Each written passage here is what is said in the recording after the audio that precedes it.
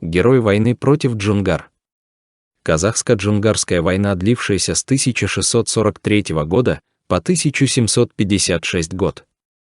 Война против джунгар побудила многих казахских воинов взять сабли в руки. Некоторые из них стали известными и прославленными героями. Багинбай-Батыр.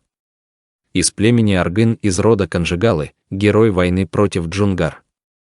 Он был главнокомандующим армией 3 жузов, батыром, который не потерпел ни одного поражения. Багинбай пользовался огромным авторитетом среди знати и простого народа, сражался за казахов под предводительством Абылай-хана. Помимо воинской доблести, отличился тем, что основал школу воинского мастерства и обучал воинов владению саблей. Скончался Багинбай в 1778 году, сидя на коне, ему было 98 лет. Кабанбай-Батыр. Из племени Найман была личная причина, по которой он отправился на войну с айратами, они убили его отца и брата.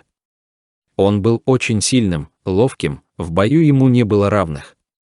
В возрасте 16 лет в поединке казахский батыр одолел джунгарского воина. Кабанбай был одним из тех батыров, которым Абылай-хан доверял всецело.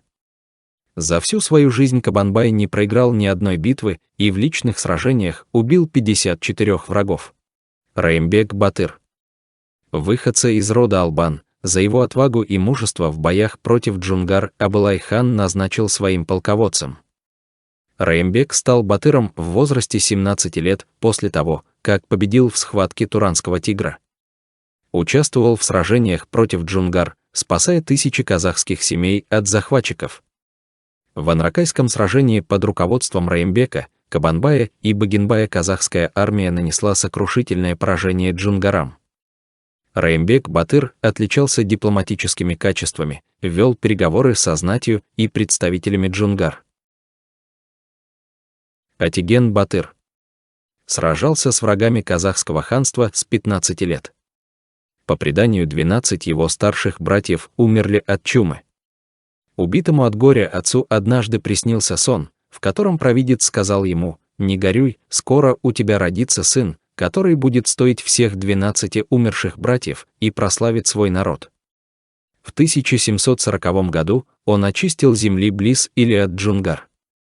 После падения джунгарского ханства сражался против китайцев и выступал против союза с ними. Наурызбай-Батыр. Был одним из 3 знаменосцев Абылай-хана. Он был крупным и сильным мальчиком. Когда начались годы Великого бедствия, Наурызбай-Батыру было 17 лет, но повзрослеть ему пришлось рано. Участвовал во многих сражениях, включая Анракайскую битву. В поединке сразил айратского хана Каскелена. Это принесло ему известность в народе, он стал почитаемым и уважаемым героем. После уничтожения джунгарского ханства не выпускал саблю из рук до 70 лет. Батыр-Баян. Полководец, сражавшийся за целостность казахского народа. Он внес огромный вклад в победу над джунгарским войском. С раннего возраста Батыр-Баян участвовал в сражениях против врага. Первая встреча Батыра и Абылая произошла на поле брани, когда Баян вызволил хана из вражеского окружения. После этого случая Баян стал почитаемым и уважаемым в народе. Спасибо за внимание. До новых встреч!